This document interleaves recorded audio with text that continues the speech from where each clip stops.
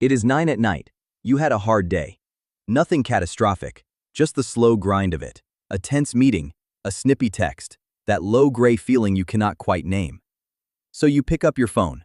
You are not really looking for anything, but your thumb already knows the way. The app opens, you scroll, and there it is, the thing. You do not need it. You knew that even as you tapped, buy now. For about 90 seconds, something lifts. A little spark of anticipation, a small hit of, I did something. And then it fades, and you are lying there in the exact same gray mood you were in before, except now there is a charge on your card and a faint flicker of shame to go with it. Here is what almost nobody will tell you about that moment. You did not actually want the thing. You have never really wanted most of the things. What you wanted was to stop feeling the way you felt. The purchase was never about the product. It was a tiny dose of medicine for a feeling you did not have another way to treat. This is Money Mind, where we look at the psychology behind every dollar. We are not here to hand you another budget or another app. We are here to understand why you do what you do with money, and what it is really trying to tell you. And today's truth is the one that changes everything. For most of us, most of the time, it is not a money problem at all. It is a feeling problem, wearing a money costume. You are not overspending because you are bad at math. You are overspending because spending is the fastest, easiest tool you were ever handed for changing how you feel. If you have ever looked at a purchase and thought, why did I even buy that? This is the answer.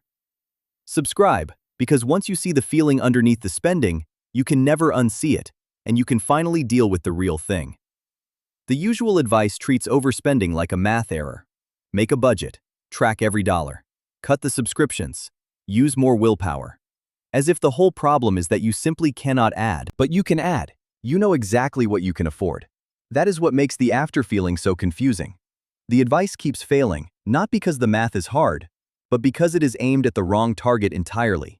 Telling an emotional spender to just budget better is like telling someone who eats when they are anxious to simply buy less food. It completely misses the point. The food was never really about hunger, and the spending was never really about the thing. You cannot fix a feeling with a spreadsheet, and we have known this, in a lab, for years. In 2008, a group of researchers, Cynthia Kreider and Jennifer Lerner among them, ran a now famous study.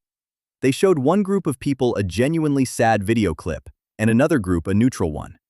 Then they gave everyone the chance to buy an ordinary object, a plain water bottle. The sad group did not spend a little more. They offered almost 300% more for the exact same bottle. Nearly 4 times the price for identical water, just because they were feeling down. The study was called Misery Is Not Miserly. And here is the part that should stop you cold. When the sad shoppers were asked afterward whether their mood had affected how much they were willing to pay, they said no. They had no idea.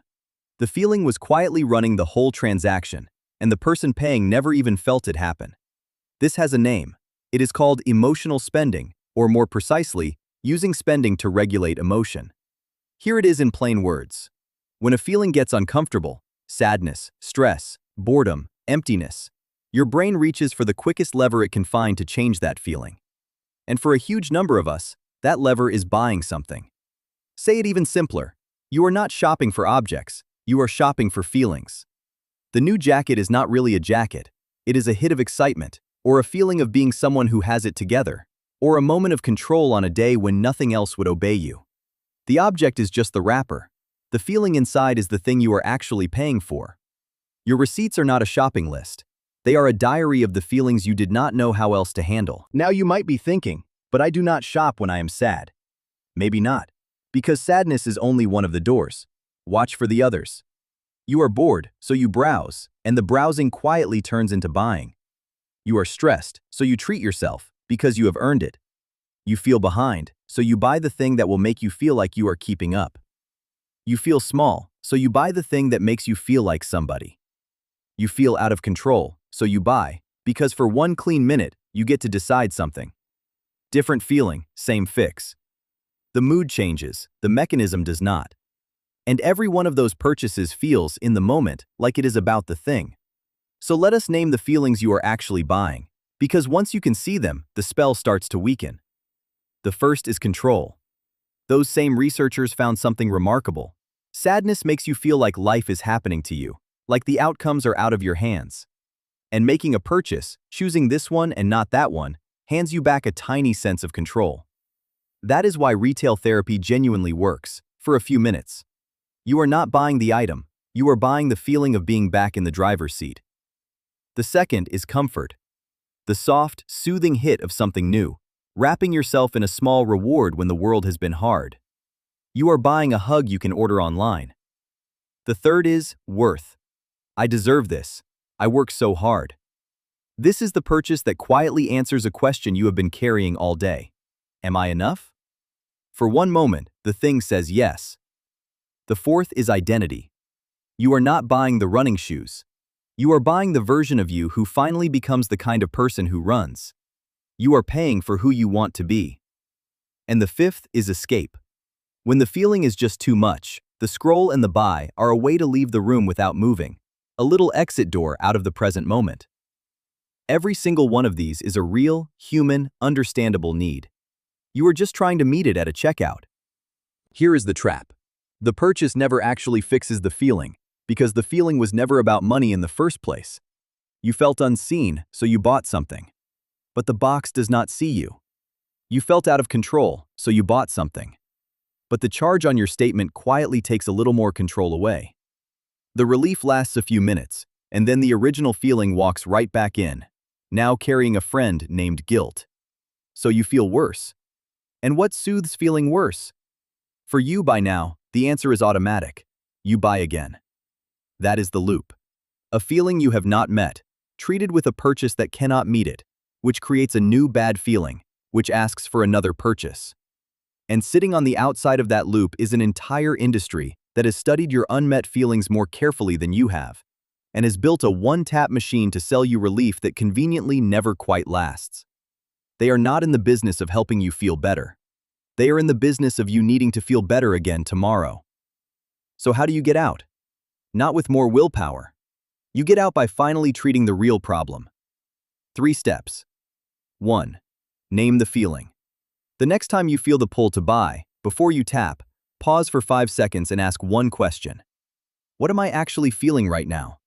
Not what do I want to buy? What am I feeling? Bored, lonely, anxious, unappreciated. Just naming it does something almost magical, because a feeling you can name is a feeling you no longer have to numb. You have dragged it out of the dark, and in the light, it is almost always smaller than it looked. 2. Meet the feeling directly. Once you know what it actually is, you can give it what it actually needs, instead of what the app is selling. Lonely does not need a package. It needs a person, so send the text. Stressed does not need a purchase. It needs your nervous system to settle, so take the walk, take the breath. Out of control does not need a checkout. It needs one small thing you genuinely can control, so make the bed, tidy the drawer. The real prescription is almost always free. It just is not for sale, which is exactly why no one is advertising it to you. 3. Put a gap between the feeling and the buy. Emotional spending runs on speed, on the one-tap distance between the feeling and the purchase.